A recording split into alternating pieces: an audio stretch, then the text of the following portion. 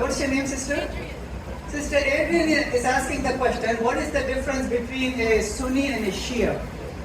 Sunni and a Shia, so these are the terms people gave after Prophet Muhammad, peace be upon him, right? So here is the context behind it.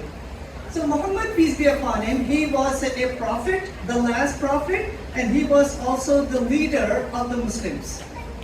When he passed away in the year 632, Muslims have to appoint a new head of the state, not a new prophet, because according to the Quran, chapter 33, verse number 40, God said that he is the last and the final prophet.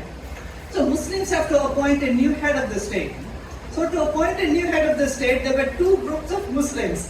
One group of the bigger group of Muslims, what they said was, let's appoint Abu Bakr, who was the closest friend of the Prophet, peace be upon him, and the most eligible person as the head of the state.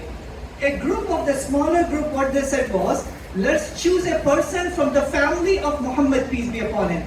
Maybe his son-in-law, maybe his cousin or someone else. And he was also eligible, and his name was Ali.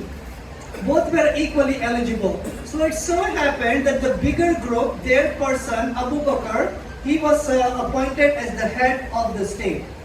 So people started to give the title to the bigger group as the Sunnis, means following the example of the Prophet, peace be upon him. The smaller group, they started to call themselves, so later on people start to call them as the party or the Shias. Alright? The bigger and the important point is this. According to the Quran, God does not label these groups or this group as Sunni and Shia. The only label God has given in the Quran is the label of a Muslim. So anyone who follows Islam, agrees with the six beliefs, the five pillars and other obligations, that person is called as a Muslim, not as a Sunni or a Shia. So if you stop me on the road and say, you know what, Sabir, who are you? A Sunni or a Shia? I would say that I am a Muslim, right? But lastly, important thing, Sister Adrian, people may think that the Sunnis and the Shia, they are analogous to Protestants, Catholics, Mormons, Jehovah's Witnesses, right? Greek Orthodox. That's not the case. When it comes to all the Muslims of the world, we are united in having the same concept of God. Means every Muslim say, you know what, God is one, He is Allah, He has wonderful attributes. Every Muslim around the world, we agree with that. However, our Christian friends, they may have different concepts of God when it comes to different sects of Christianity. For example, our Protestant and our Catholic friends, right, our Catholic brothers here, they may say, you know what, God is a Trinity, correct? However, Jehovah's Witnesses, they may disagree with that, they read the same Bible. So we say there is a, they're not united, but Muslims are united in the oneness of God. When it comes to the scriptures, all the Muslims, we are united by saying that there is only one version of the whole Quran.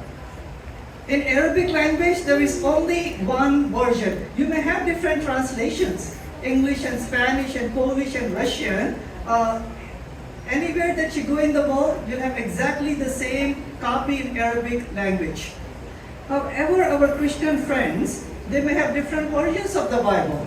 The KJV, the RSV, and the Catholic version of the Bible, they may differ in the contents and in the number of books. For example, Protestants, they may have 66 books in their Bible. Catholics have 73 books in their Bible. The Greek Orthodox, they have 78 books in their Bible, right? So different number of books, but all the Muslims, we are united by only one version, one copy of the Quran. When it comes to the person of Jesus, Christians may differ who he was. Some say he is God or Son of God. Some say he's only a Son of God, not a prophet. So the difference is there. So what I'm saying is that there is a small difference between some groups like Shia and Sunnis, but when it comes to the major tenets of Islam, we are all united. We are all united.